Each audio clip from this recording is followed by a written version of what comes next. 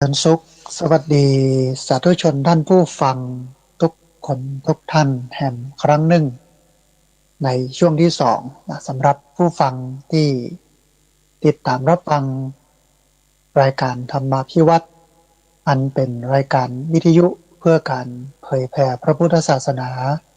ส่งเสริมการศึกษาและพัฒนาสังคมรายการนี้รับผิดชอบโดยอาตมาภาพ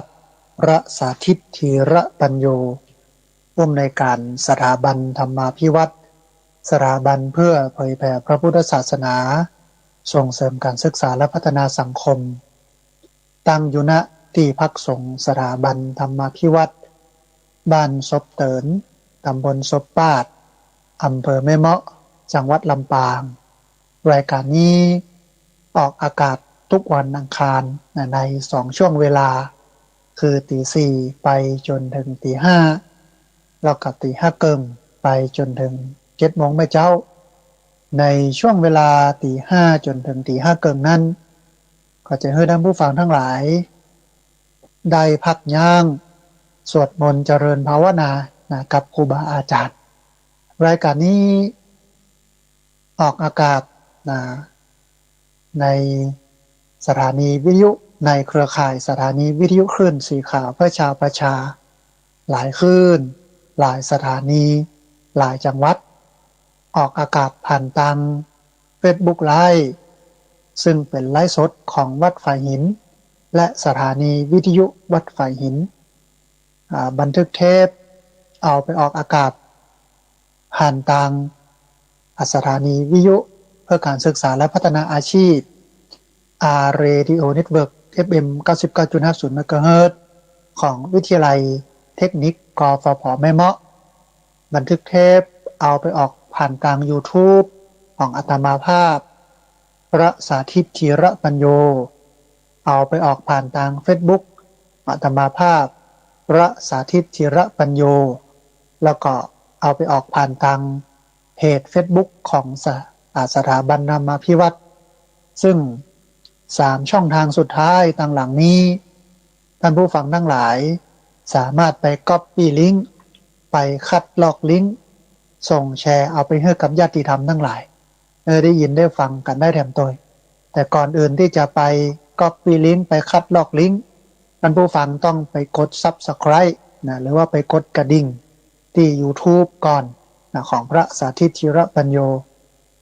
รวมไปจนถึงต้องไปกดถูกใจกดไลค์เพจสถาบันธรรมาภิวัตน์เข้าไปพิมพ์ที่ Google ว่าสถาบันธรรมาภิวัตน์นี่นะมันก็จะขึ้นมาก็ไปกดไลค์กดถูกใจสามารถติดตามรับฟังเรื่องราวธรรมะสาระดีๆอย่างนี้ได้นะฮะในช่วงแรกของรายการท่านผู้ฟังได้อยู่ประมาณสัก 3-4 เรื่องเรื่องแรกก็เป็นสภาพดินฟ้าอากาศซึ่งแปรปรวนวันหนึ่งมี3ฤดูพุ่นนะบอกว่าจะเป็นหนาวบอกว่าจะร้อนบอกว่าจะเป็นฝนเนี่ยนะวันหนึ่งนี่นะมี3ฤดูเพราะว่ามันเป็นช่วงเปลี่ยนผ่านระหว่างหน้าหนาวเข้าสู่หน้าร้อนนะฮะในช่วงปลายเดือนกุมภาก็จะเข้าสู่หน้าร้อนแล้วตอนนี้ใบไม้ ของนั้นต้นไม้ที่เป็นต้นไม้สำหรับพัดใบเนี่ยก็เริ่มมีการพัดเปลี่ยนร่วงหล่นลงเหลือก้ากิ่งเหลือก้าเข็ดเปล่าๆนะตอนนี้อันต้นมะขามหน้าที่พักสงฆ์สถาบันธรรมาภิวัตน์เนี่ยใบไม้ก็ร่วงหล่นนักพอสมควรก็จะเข้าสู่ความโกรธในช่วงของเดือนมีนาเมษาแล้วก็จะปุจะโป่งให้ไหมในช่วงเดือนพฤษภาตามฤดูกาลของมันนะฮะแล้วก็ได้เอ่ยกันถึงเรื่องของในส่วนของการทำบุญในม่อนพระศรีสองเมืองในวันที่14กุมภาพันธ์พุทธศักราช2565ก็เชิญชวนให้ผู้ฟังไปร่วมทำบุญถวายเก้าอี้นะถ้าจะไปวันนั้นบ่ได้ร่วมได้หอมกันมาเลยนะก็เอาปัจจัยไปปัจจัยไปตานกันวันนั้นได้นะฮะเพราะว่าก็ยังขาดอย่างแหมนักในการจัดซื้อสิ่งของเครื่องใช้เอามาไว้ที่พระธาตุศรีสองเมืองที่เวียงป่าเป้าเชียงรายติดกับดอยสะเก็ดเชียงใหม่เขตติดต่อกัน แบ่งเกิงกันตั้งนั้นนะฮะก็วันที่14นั้นเปิ้นจะจัดงานทำบุญเรื่องของอันถวายโต๊ะถวายเก้าอี้ปลูกต้นไม้นะที่พระธาตุสีสองเมืองแล้วก็ท่านใดจะจองเหรียญพระศรีสองเมืองซึ่งพระเดชพระคุณอดีตเจ้าคณะจังหวัดเชียงใหม่แล้วก็พระเดชพระคุณอดีตเจ้าคณะอำเภอเวียงป่าเป้า ได้สร้างไว้ที่หั่นครูบาอาจารย์เพิ่นก็เลย ถอดแบบออกมาไปทำเป็นเหรียญนะฮะปูจาได้ถ้าเป็นเหรียญเนื้อโลหะเนี่ยประมาณ100 บาทนะสามารถสั่งจองเอาไว้ครอบครองไว้เป็นสัญลักษณ์เป็นอนุสรณ์ของบุญว่าอย่างน้อยเฮาไปร่วมกับเปิ้นเราได้ทำบุญกับเปิ้นเราได้ร่วมสร้างร่วมแปลงเนอมีเหรียญนี้ไว้นะก็เอาเหรียญเนี้ยเก็บไว้เป็นที่ระลึกนึกถึงบุญนี้นะฮะสุมาเถอะท่านผู้ฟังถ้าจับหายจับดีเนาะเกิดจะสิ้นใจเสียชีวิตเกิดอะไรอย่างบ่เข้าบ่ออกก็เอาเหรียญมาพอเราเหรียญมากำก็ระลึกนึกถึงว่าเคยไปทำบุญที่วัดพระธาตุสีสองเมืองที่พระธาตุสีสองเมืองถ้าสิ้นชีวิตดับขันตรงนั้นขณะนั้นเวลานั้นก็ได้ไปสู่สุคติสัมปรายภพเพราะว่าจิตเป็นกุศลอย่างที่บอกอะใจใสเป็นบุญใจคุณเป็นบาปนะแล้วก็ผู้เอ่ยกันถึงเรื่องการแพร่ระบาดของโรคโควิด -19 ว่าตอนนี้มี 14,000 กว่าคนนะสถิติตะวาของวันนี้ออกประมาณสัก7 โมงปลายๆนะฮะเสียชีวิตประมาณ20 คนนะซึ่งเป็นสายพันธุ์ใหม่ก็คือโอมิครอนหรือว่าโอไมครอนต่างการเปิ้นก็บอกว่ามันแพร่ระบาดเร็วเนอะแพร่ระบาดได้ง่ายนะเพราะฉะนั้นต้องระมัดระวังกันแล้วก็หมอเปิ้นก็เน้นย้ำเป็นสถิติว่าเป็นข้อพิสูจน์อันหนึ่งว่าผู้สูงอายุก็ดีผู้ที่มีโรคประจำตัวก็ดีเบาหวานความดัน โรคหัวใจไขมันเส้นเลือดแล้วก็รวมไปจนถึงคนที่ไม่ได้ฉีดวัคซีนเนี่ยส่วนใหญ่เนี่ยถ้าติดแล้วเนี่ยถ้ารักษาบ่ทันรักษาบ่ได้หรือว่ารักษาด้วยความลำบากเพราะว่ามันมีโรคเฉพาะตัวส่วนใหญ่จะเสียชีวิตคนที่เสียชีวิตเนี่ยส่วนใหญ่ร้อยละ 7-80% ก็มาจากสาเหตุเหล่านี้นะฮะเพราะฉะนั้นตอนนี้ท่านใดที่ยังบ่ได้ฉีดวัคซีนก็ไปฉีดป้องกันตัวเก่าถ้าท่านใดที่ยังบ่พร้อมก็บ่เป็นหยังก็พอคอยสุขภาพป้องกันให้ดีล้างมือด้วยเจลแอลกอฮอล์สวมแมสไว้นะฮะเพื่อป้องกันบ่ให้โรคนั้นมาเบียดเบียนแล้วก็แถมเรื่องนึงพูดถึงเรื่องของการความเครียดงานวิจัยของประเทศสหรัฐอเมริกาที่วิจัยกับคนประมาณสัก 30,000 คนใช้เวลาวิจัยอยู่ประมาณ8 ปีว่าความเครียดนั้นมันบ่ใช่ว่าเป็นผลเสียเสมอไปความเครียดที่มันอยู่ในระดับเหมาะสมมันเป็นผลดีหลายเรื่องเป็นแรงเร้าเป็นแรงกระตุ้นให้ไปสร้างสรรค์ไปทำแก้ปัญหานำไปสู่ความสุขความสบายหลายเรื่องนะอันนี้ก็พูดกันในช่วงที่1ของรายการนะให้ท่านผู้ฟังทั้งหลายได้ยินได้ฟังกันนะหลายเรื่องหลายราวนะ 3-4 เรื่องก็เรียบร้อยแล้วนะมาให้ท่านผู้ฟังได้ฟังแถมเพราะว่าในช่วงที่2ของรายการมีหลายสถานีเปิ้นบ่ได้ออกอากาศในช่วงที่1นะมาออกอากาศกันในช่วงที่2ก็เลยทบทวนนะภาษาอันพระพน้องว่าวิมังสาใคร่ควรไตร่ตรองนะให้ท่านผู้ฟังทั้งหลายให้ได้ยินได้ฟังกันไปพร้อมกันว่าในช่วงแรกเนี้ยได้กันเรื่องเหล่านี้เนอะ1 2 3 4นะเพื่อท่านผู้ฟังทั้งหลายนั้นได้ฟังอย่างเข้าใจว่าเพิ่นไปแล้วในช่วงแรกของรายการ3 4 5 เรื่องนะฮะในช่วงที่2ของรายการท่านผู้ฟังมาสู่โหมดของนักธรรมนะโดยเฉพาะนักธรรมชั้นปรีในส่วนของธรรมวิภาคก็ได้กันไปหลายติดก็คงจะต้องกันตลอดไปแถมหลายติดจนกว่าอันธรรมะที่อยู่ในหมวดธรรมวิภาคของนักธรรมชั้นปรีนักธรรมชั้นโทแล้วก็นักธรรมชั้นเอกเนี่ยมันจะหมดไปเขาก็เฮียนหูไปด้วยกันกับพระเพราะว่าพระที่เฮียนนักธรรมชั้นปรีนักธรรมชั้นโท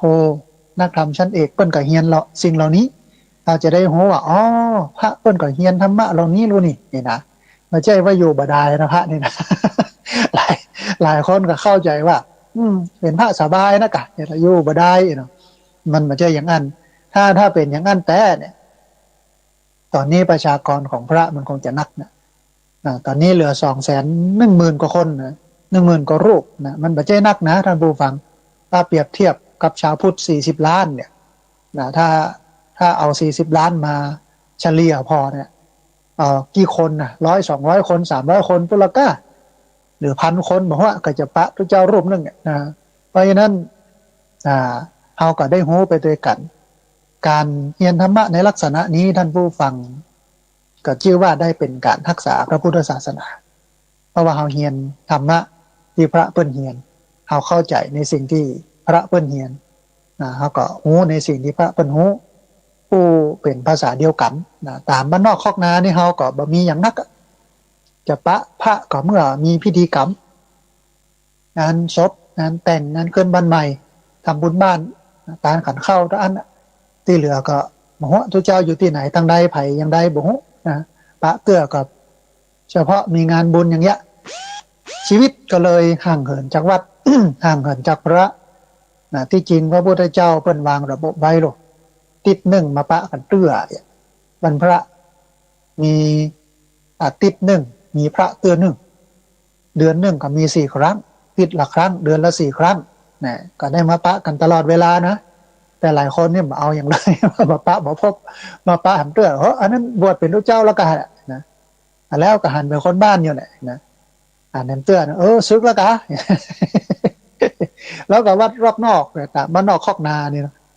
มีพระน้อยมากนะวัดต่างๆเนี่ยเพราะฉะนั้นเราได้เรียนรู้ธรรมะเหล่านี้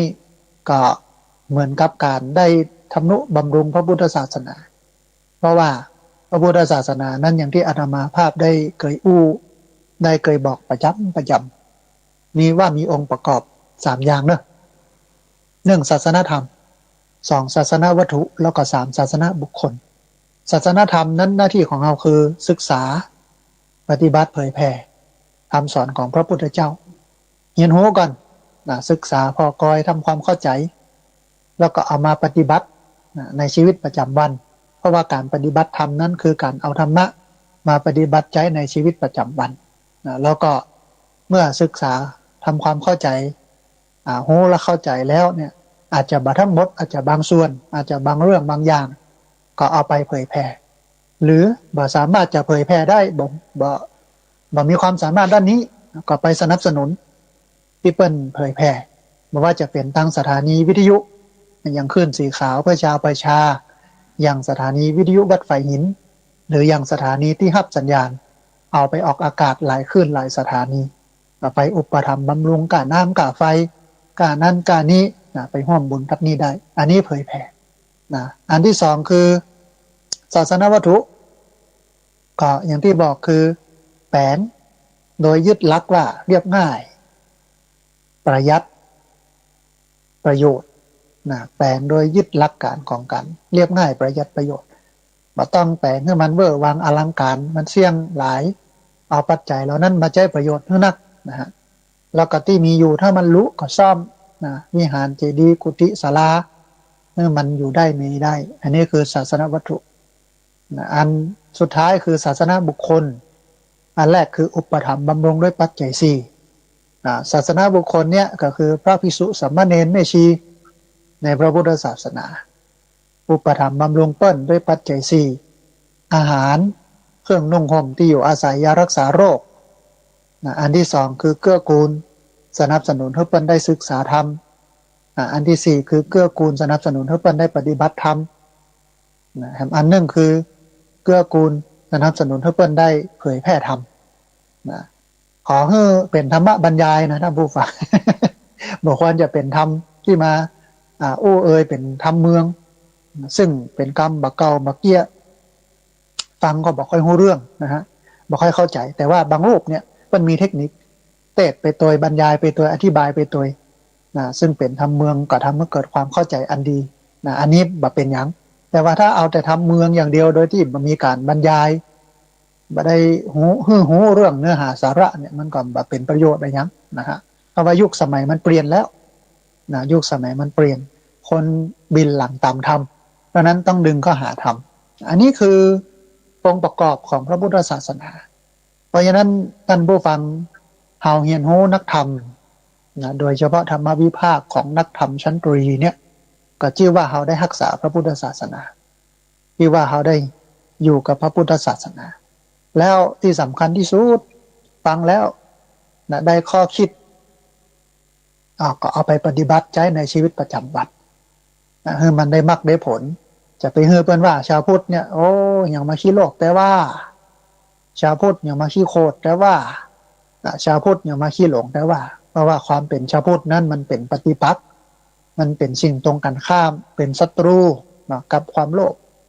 กับความโกรธความหลงนะยิ่งปฏิบัติไปยิ่งอยู่ไปยิ่งศึกษาไปเนี่ยความโลภโกรธหลงเนี่ยมันก็จะลดลงมันจะเบาบางลงหรือมันจะหมดมันจะหายไปติ๊กๆไปเนื่องๆนะไปแต้วๆนะฮะมันจะว่าแห่งอยู่ไปแห่งศึกษาไปแห่งปฏิบัติไปแห่งกินไปแห่งตานไปนะความโลภความโกรธความหลงกับปะทุขึ้นนะนักขึ้นนะเต็มหัวอกหัวใจพอจิหัวอกหัวใจพอกีดกับนะเต็มไปด้วยความโลภเต็มไปด้วยความโกรธเต็มไปด้วยความหลงอันนี้แสดงว่าผิดวิธีนะที่ศึกษามาที่ปฏิบัติมาที่ทำมาเนี่ยมันผิดวิธีแต่ถ้ามันเป็นวิธีที่ถูกนะโลภจะลดลงนะโกรธจะลดลงหลงจะลดลงนะเบาบางไปหรือหายไปหมดไปแต่น้อยแต่น้อยแต่น้อยทุกครั้งที่เราไปกินที่เราไปทานที่เราไปทำบุญนะที่จริงชาวพุทธนั่นเป็นคนที่บ่เรื่องมากนะเป็นคนที่บ่ย่อยบ่ยำอะไรอย่างนั้นกินก็กินทานก็ทานนะไปกระเปิ้ลบ่ใช่ว่าไปเจ้าที่เจ้าการไปนั่นนี่นะที่จริงชาวพุทธที่จริงเป็นอย่างนั้นนะบ่ต้องไปย่อยไปยำเปิ้นกินเปิ้นทานก็ไปกินไปทานกินทานเสร็จแล้วบ่ต้องอย่างนักหนามันสบายใจมันม่วนใจได้กินได้ทานแต่ทานก็จบบ่ต่อเนื่องคือบ่อันยังหลังจากนั้นนะฮะบ่อีหนังขังคอไปยังมันสำเร็จไปได้ไปแล้วด้วยใจมันเสร็จมันเสี่ยงมันแล้วไปละก็สบายอกสบายใจนะอันนี้เป็นชาวพุทธท่านผู้ฟังเอาละท่านผู้ฟังมาถึงธรรมะในนักธรรมชั้นตรีตอนนี้ยังอยู่ในหมวด4อยู่นะฮะหมวด4ตอนนี้มาเป็นเรื่องมาถึงเรื่องนี้มันเป็นเรื่องใหญ่ก็คือเรื่องสติปัฏฐาน4นะจะใช้เวลาในช่วงที่2ของรายการสักระยะหนึ่งแล้วก็ในช่วงท้ายรายการก็จะเปิดสายให้ท่านผู้ฟังที่ฟังอยู่ทางบ้านได้โทรเข้ามาร่วมร่วมเอ่ยกันได้โทรเข้ามาร่วมแสดงกับกึศกำเห็นกันโทรเข้ามาให้กำลังใจโทรเข้ามาเช็คสัญญาณโทรเข้ามาถามคำถามนะได้นะที่เบอร์เดี๋ยวจะได้บอกหลังจากที่ถึงเวลาในการจะเปิดสายท่านผู้ฟังที่ฟังอยู่ทางบ้านได้โทรเข้ามาแต่ว่าตอนนี้ฟังโทรเตื้อ ยังไม่ถึงเวลายังบ่เปิดสายให้โทรเข้ามาเตื้อนะฮะมาเรียนรู้ธรรมะก่อนเรื่องใหญ่วันนี้อย่างที่บอกไว้ก็คือเรื่องสติปัฏฐาน4ท่านผู้ฟังสติปัฏฐานก็หมายถึงธรรมอันเป็นที่ตั้งของสตินะมันมี2กรรมบวกกันสติกับปัฏฐานนะสติก็คือสติปัฏฐานนี่คือที่ตั้งนะฐานะคือที่ตั้งสติปัฏฐานก็คือธรรมอันเป็นที่ตั้งของสติหมายความว่าสติต้องตั้งอยู่บน4อย่างนี้ถ้าเรามีสติอยู่กับ4อย่างนี้เอาสติไปจดจ่อจดจ้องกับ4อย่างนี้เนี่ยสติก็จะเกิดขึ้นเอาจิตเอาความรู้สึกนึกคิดเอาทั้งหมดทั้งปวงไปจดจ่อจดจ้องอยู่กับสิ่งเหล่านี้4อย่างเนี่ยสติก็จะเกิดขึ้นนะฮะมันเป็นวิธีบำเพ็ญกรรมฐานที่มันอาศัยสติพิจารณาที่ตั้งแห่งอารมณ์4อย่างก็คือกายเวทนาจิตแล้วก็ธรรมสติปัฏฐาน4นะธรรมะอันเป็นที่ตั้งของสติ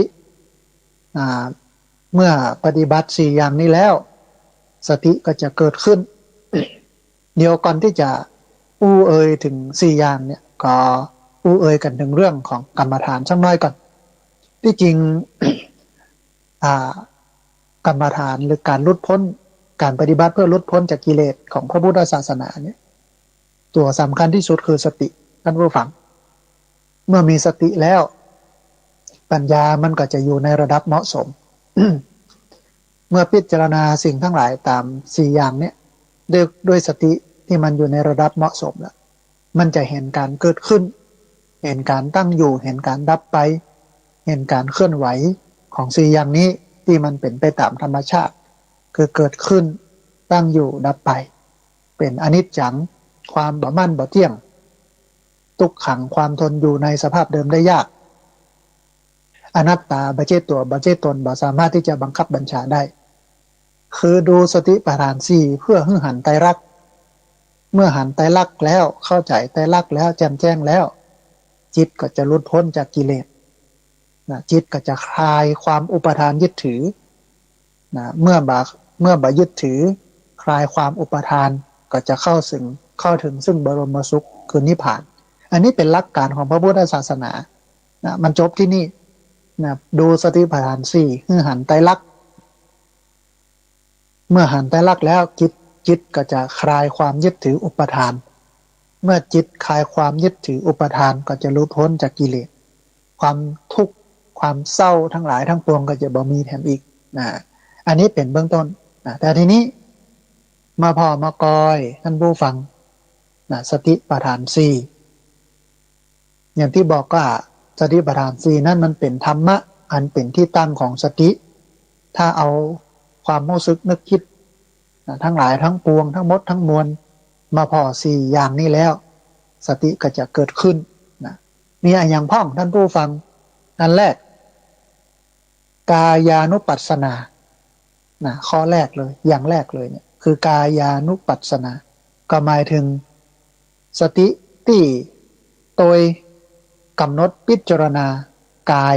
เป็นอารมณ์นะคือสติไปพอกายเอากายเป็นอารมณ์เพื่อให้เกิดปัญญาในนี้เนี่ยเปิ้ลก็ได้จำแนกบอกว่าสรีระทั้งที่มีชีวิตแล้วก็ตายไปแล้วลมหายใจเข้าออกอิริยาบถทั้งหลายยืนเดินนั่งนอนอันนี้เป็นอิริยาบถใหญ่อิริยาบถย่อยคู่เข้าเหยียดออกเหลียวหน้าแลหลังก้มเงยนะก็ดูในส่วนของอวัยวะและก็ธาตุทั้งสี่เมื่อมีสติกำหนดพิจารณาอยู่ที่กายอย่างใดอย่างหนึ่งจนจิตมันตั้งมั่นเป็นสมาธิพิจารณาพอต่อไปจนเกิดปัญญาหันร่างกายทั้งภายในทั้งภายนอกทั้งกำลังเกิดแล้วก็กำลังดับทั้งที่ส่วนที่มันเป็นที่ชอบและบ่ชอบจนมันคลายความยึดมั่นถือมั่นในกายได้มีสติเห็นชัดในกายว่ากายนี้สักแต่ว่ากายบ่ใช่สัตว์บุคคลตัวตนเราเขาอันนี้คือกายานุปัสสนาสติปัฏฐานมาพอกายนะอันดับแรกนะก็มาพอที่อิริยาบถยืนเดินนั่งนอนกินดื่มทำพูดคิดคู่เข้าเหยียดออกเดี๋ยวหน้าแลหลังก้มเงยนะเวลาเราเอาไปใช้ในชีวิตประจำวันยืนก็ฮู้ว่ายืนเดินก็ฮู้ว่าเดินนั่งก็ฮู้ว่านั่งนอนก็ฮู้ว่านอนนะพระพุทธเจ้าได้ตรัสไว้โลกในมหาสติปัฏฐานสูตรทีฆนิกายมหาวรรคมหาสติปัฏฐานสูตรพระไตรปิฎกเล่มที่10หน้า301นะบอกว่าคัจฉันโตวาคัจฉามิติปชานติเมื่อยืนอยู่ก็รู้ว่ายืนอยู่เวลาเรายืนเราก็รู้ว่ายืนนะทิโตวาทิโตมหิติปชานติเมื่อนั่งอยู่ก็รู้ว่านั่งอยู่นะเมื่อยืนอยู่ก็รู้ว่ายืนอยู่คัจฉันโตวาคัจฉามิติปชานติเมื่อเดินอยู่ก็รู้ว่าเดินอยู่สยะโนวาสยะมิติปชานติเมื่อนอนอยู่ก็รู้ว่านอนอยู่หมายความว่ามีสติโอ้คิงกับการยืนการเดินการนอนการนั่งนะโหว่าขณะนี้กำลังยืนเนอะกำลังนั่งเนอะกำลังนอนเนอะกำลังยืนเนอะแต่ว่าเวลานอนเนี่ยถ้ามันหมดความรู้สึกไปแล้วมันลับไปก็ หมดหน้าที่ของการพอละพักไว้นะฮะ